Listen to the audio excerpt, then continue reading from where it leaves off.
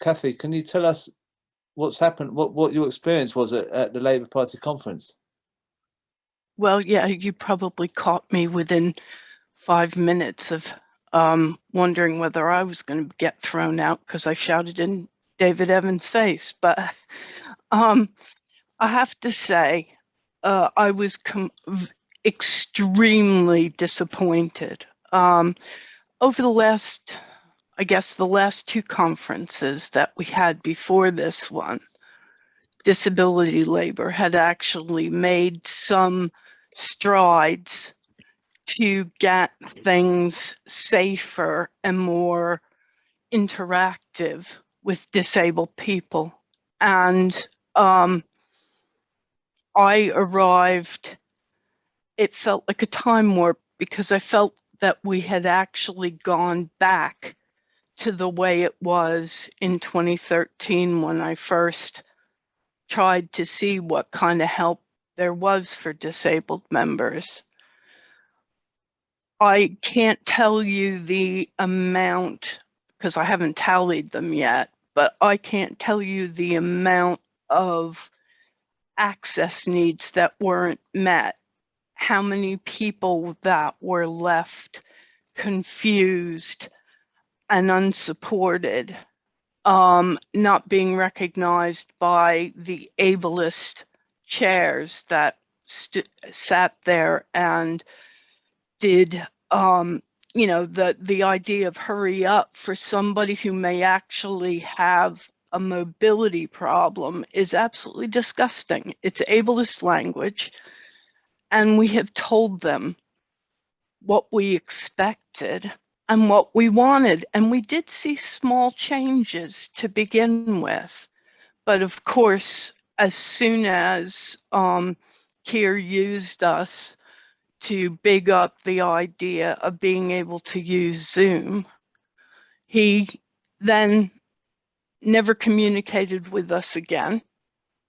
He kept people from communicating with us, I'm sure, because people who were responsive to us within the shadow cabinet had suddenly stopped speaking to us.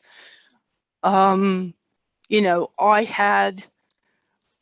they were changing things constantly with changing the entrance patterns.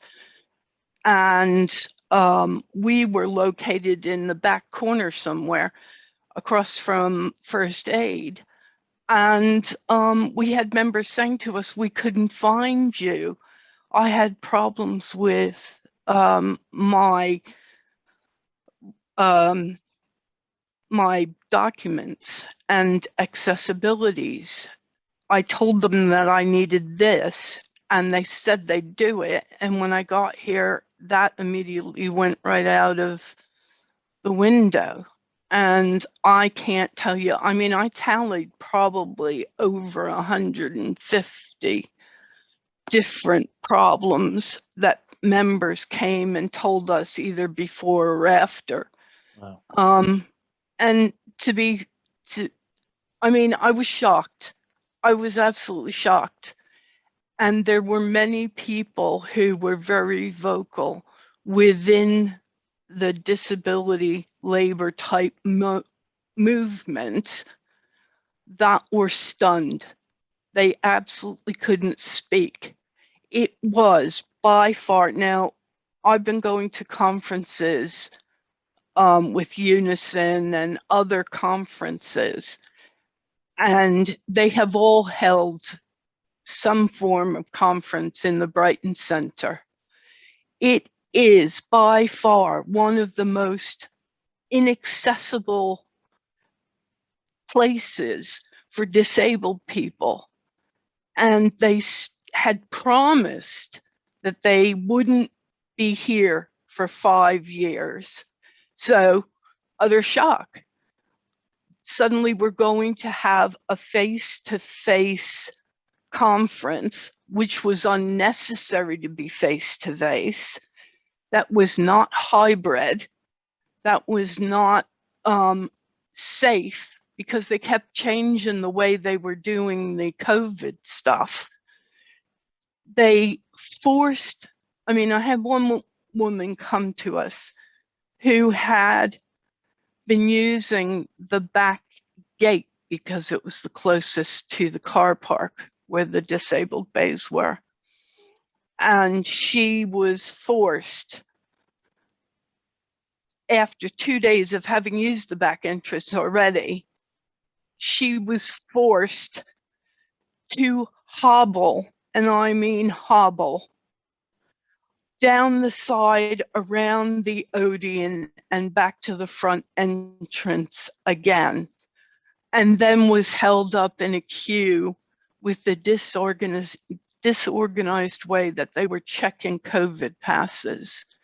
Crispin, it was an absolute horror show for not only disabled members, but also for young members, people who have been in the trade union movement and others, as they've spoken earlier. I fully expect at some point, when I continue to make noise about what had happened at Labor Conference and the fact that Dave Evans has asked for a report back, I know that's going to go directly in the bin. I have no illusions that he is just going to ignore us. What I find disgraceful is the fact that he actually used his brother as a token at the conference. And that's inexcusable. Sorry, I didn't mean to shout. It's inexcusable. So that was when he said that he got into politics because of his disabled brother, and he asked him to stand up in the conference. I couldn't believe that. It was like something from David Brent, wasn't it? Yeah, it was unconscionable. It would be nothing that would be allowed to happen in a good conference. That shouldn't have happened. People being cut off, people with possible mobility issues being told to hurry up to get down to the front to speak. Hurry, hurry, hurry. People can't hurry. Are people who are neurodiverse, and that's a whole nother story about how those people were dealt with. The neurodiverse labor group were treated when they had something that should have been a no-brainer for the Labor Party, and their reference back was being thwarted left, right, and center. I just think it's a disgrace, Crispin. Wow. And I don't know what our disabled members of the Labor Party are ever going to be. I can't tell them that party conference is a safe place any longer. The idea that there was that kind of intimidation at a labor conference, I expect that from something far more right. I just, you can see I'm in the same state I was when I grabbed you in the conference. I met Barb Roberts, sorry, from I think she's from Hackney as well. Well, she's from Hackney, and she's on the call as well. Barb, are you there? Hi, Crispin. Thank you for having us. And solidarity to Kathy and all the other disabled people that were there. Kathy and I have known each other a while. I'm sorry we didn't get the chance to catch up, but I did get a chance to catch up. See Crispin there. Yeah, and I echo everything that Kathy has said. Being involved with disability labour and the way we were trying to get these issues sorted out, been going back several years now. The Conference Arrangement Committee, CAC, the nod heads, so we'll do this, we'll do that. But I just want to highlight a few of the issues where this ableism starts as a disabled person. It starts when you apply to go to conference. You get your form, you do all the tick boxes, you self-identify as a less able person, a disabled person, and there are bits, are you walk with a stick? Do you have sight problems? And there's now included on the list of aids used, mobility scooters, as well as wheelchairs and other issues. So you do all that. They then send you another form, and they send you an accessibility to conference guide. Whoopie-doo. It's not worth the paper it's written on. So then you get your pass. And what is it? It's a visitor balcony pass. And anybody that knows at conference, it's difficult enough getting up to the third floor. Try waiting for lifts to get up there and manoeuvre a mobility scooter or a large electric wheelchair about. It's impossible. So literally, when I arrived on Sunday, I wasn't able to get there for Saturday. First thing I had to do when I got there was go and find the enabler team. This is the second conference running I've had to do it, and get them to phone to the pass office, to then have one of them walk round with me, escort me round to the pass office, and wait there for a member of the pass office team to come out with a green floor pass. So I was able, me and my mobility scooter, able to get on the conference floor. So that's that. And then I've just mentioned the lifts being out of action. There's two main lifts, and there is another one at the back called the North lift. The North lift was out of order the moment I got there. It was situated by the cloakroom at the back, where this other woman is so shoddily treated that couldn't get in the back entrance. And then so you go back round to the front. Sunday evening, one of the two big lifts packed up.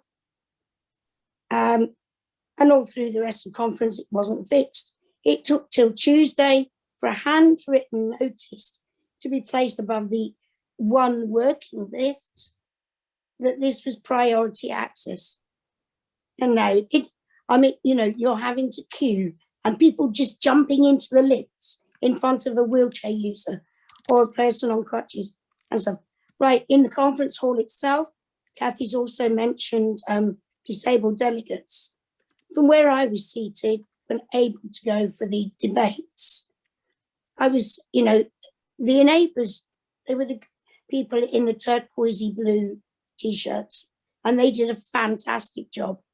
They were brilliant. They were so under stress. They were so stressed, the amount of things they had to do with.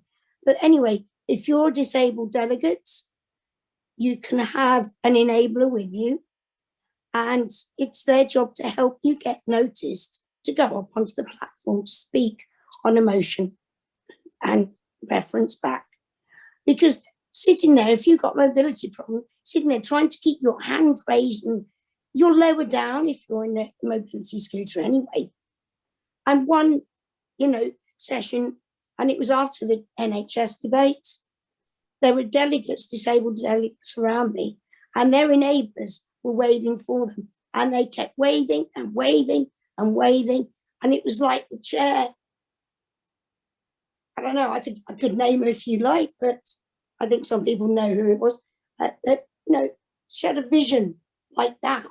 And us disabled people in mobility scooters were at the side of the hall. So these disabled people were ignored completely. And it was so frustrating. I felt so sorry and angry for them, not being able to mention things. That it's like we weren't seen and we weren't heard. And then at the end for the speech, Sir Keir's speech, again, like the delegates that couldn't get to their seats, it was given away to all the SPADs and friends of the SPADs and right-wingers and stuff. And we were basically kettled. As you go into the main two doors, either sides of the seated stands, we were 3 deep, either side, in our scooters, in our wheelchairs, packed next to the bleachers, for want of a better word, the stands. And we were surrounded by people in suits and the armed police. That was shocking. Keeping an eye on us to whether we, the speech just droned on and on. I had to go out to the loo at one point. So it was just, you know, and it was just incredible. It was just incredible, you know, it was appalling. It made me, I'm still traumatized by it, you know. I don't blame you, Barb. Huh? I don't blame you, Barb. And one of the other things that was absolutely despicable was the fact that I had reports from deaf members who said that the signers that the Labour Party use are not fit for purpose. They left many of our members completely confused about what was going on. Yeah, there was no palette typist there either. You normally, you know, previous conferences, you've had subtitles come up as well. So there was no palette typist for those that, you know, are hard of hearing like myself, but don't use BSL. And you're situated way back in the corner of the hall where the acoustics are terrible and there's no subtitles, you know. It, like you say, it's gone backwards, prehistorically backwards, in my opinion.